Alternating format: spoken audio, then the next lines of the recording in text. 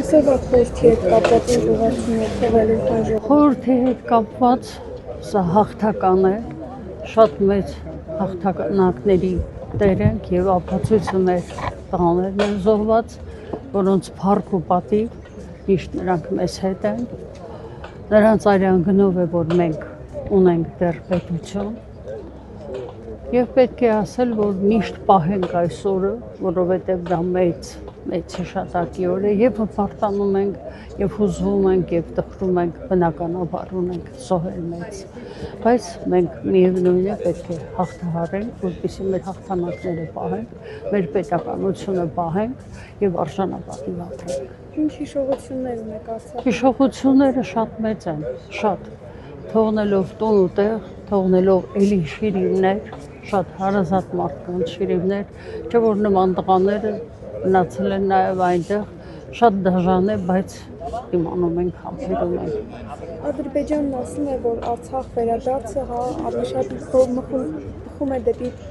է դեպի պատերազմի։ Ձեր խոսքը արդյոք պատերազմ կլինի, երբ որ արցախցիները վերադառնան իրենց։ Միանշանակ ոչ, դա ադրբեջանցի որոշում, թե ինչ պետք է լինի, որոշողը ազգն է,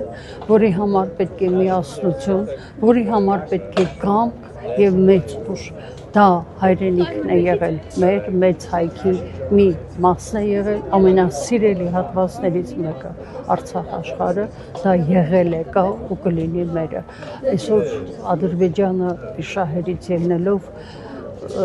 խոսում է, բայց արևը չի, որ պետք է որոշի, թե Արցախը ումն է, Արցախը հայկական է, հայինն է։ Ներկայիս իշխանություններն ուզում են հարաբերությունները կայունացնել Թուրքիայի հետ, ճանապարհ բացել։ Դες համար սա